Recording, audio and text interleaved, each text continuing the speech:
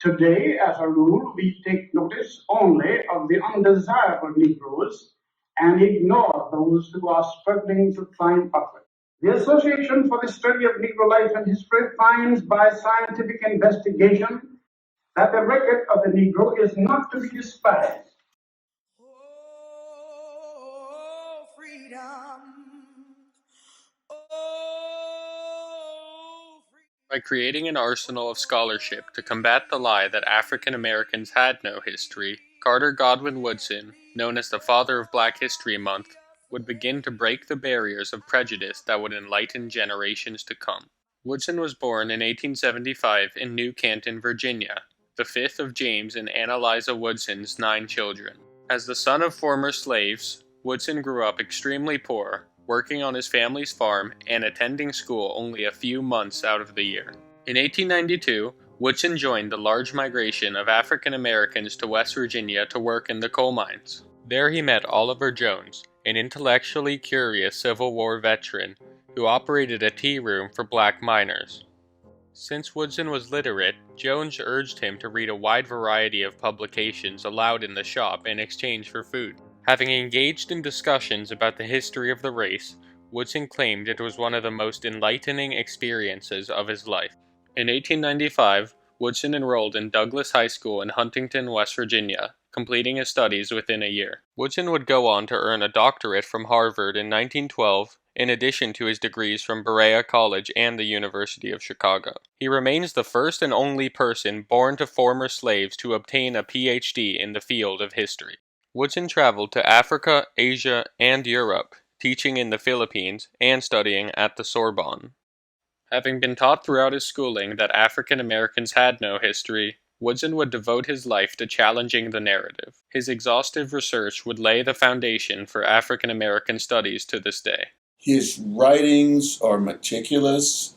He believed in scientific research at a time when many historians were not using it.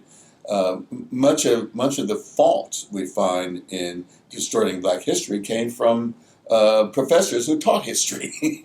They had an agenda, and often it was entirely wrong. Woodson published almost 20 books over his lifetime, covering a broad range of topics in African American history. But he knew that to legitimize the contributions of African Americans, he would need to reach beyond the scholars. In September 1915, at the Wabash YMCA in Chicago, Woodson created the Association for the Study of Negro Life and History. Now known as the Association for the Study of African American Life and History, or ASALH, the organization would become an outlet to educate the world about Black history. This society publishes magazines, researches in Negro history, directs studies in clubs and schools, promotes the home study of the Negro by mail, produces texts on the Negro for schools and colleges, collects and preserves the valuable documents of Negro history, supplies libraries with special collections of rare books on the Negro, and educates promising and enterprising young men for service in historical research. Woodson also established the Journal of Negro History, a scholarly journal where black and white intellectuals could publish their studies. The journal also provided a medium to publish little-known primary documents on African American history.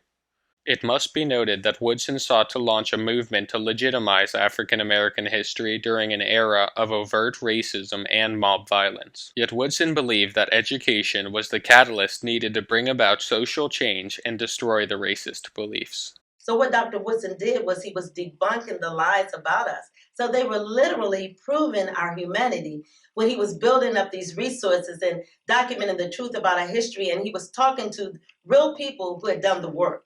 There's only one history, and all ethnic groups, all races should have chapters within that history. Few people thought like that before Woodson. He wasn't seeking any kind of superiority. He just wanted people to be equal. And once you know about each other, you're not holding their differences against them. You are respecting them more. To me, that's groundbreaking. Woodson briefly returned to academia in 1919, serving as a dean at both Howard University and West Virginia Collegiate Institute. However, Woodson, who was deemed radical for insisting on textbook revisions to incorporate African American history, often clashed with administrators and other scholars. By 1922, he would return from West Virginia to Washington, D.C., and devote himself full-time to conducting research and publishing prolifically. That same year, Woodson purchased a home that would serve as his residence and headquarters of the association for the rest of his life. Here he would create his own publishing house, Associated Publishers, to print material on African American history ignored by others and generate an income for himself. The climate of the 1920s brought new interest in Black history. Movements in that decade, such as the Harlem Renaissance, created a heightened sense of racial consciousness among African Americans. Woodson was educating people of their heritage, one of which they could be proud. His home office became a community focal point in the Shaw neighborhood of Washington, D.C. Black intellectuals, activists, writers, and artists flocked to his home in support of the movement. There, Woodson also trained a new generation of scholars. While his protégés had immense respect for his passion and selfless dedication to the cause, Woodson's exacting personality often made him difficult to work with. He expected others to work as hard as he did, and would clash with those who did not share his vision. And Woodson, he could be very blunt. He could be very direct and and very opinionated in many ways. And so African American and white audiences alike didn't always appreciate that. But that was Woodson. And he was a perfectionist. Everything that went out of that office had to be perfect. And once we were typing, and we had typed about 300 letters, and he found out that one word was hyphenated wrong. We had to do those 300 letters all over. By the 1930s, Woodson would become more publicly outspoken. In 1933, he published his seminal work, The Miseducation of the Negro, a scathing critique of systemic racism in education and of blacks who would not challenge it. The book would become a manifesto for generations of African American activists advocating radical social change. Woodson expanded his public presence by giving speeches and writing articles and columns in newspapers. He engaged teachers, clergymen, fraternal groups, and black civic leaders to reach the masses. Committed to teaching people at all levels of education, he created the Negro History Bulletin in 1937. The bulletin told the stories of the near great and was aimed primarily for the general black community. For Woodson, history belonged to everyone, and it was too important to be left to the scholars. He would create Negro History Week to ensure that the rich history of African Americans would be taught worldwide. The week-long celebration during the second week in February, in honor of Frederick Douglass and Abraham Lincoln, would later evolve to Black History Month. It remains today as one of Woodson's most lasting legacies. In our own country, we find that the Negro, in spite of his enslavement, achieved likewise.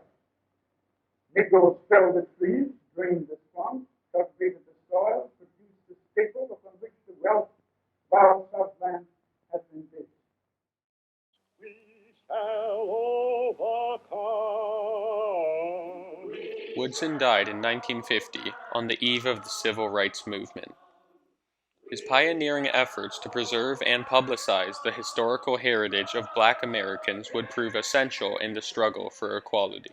By institutionalizing the study of African American history, Carter G. Woodson would begin to break down the barriers of racial prejudice and hate, and transform minds to this day. He gave us a truer understanding of the United States by showing us that African Americans contributed mightily to this nation. But all this has happened because he brought truth to light.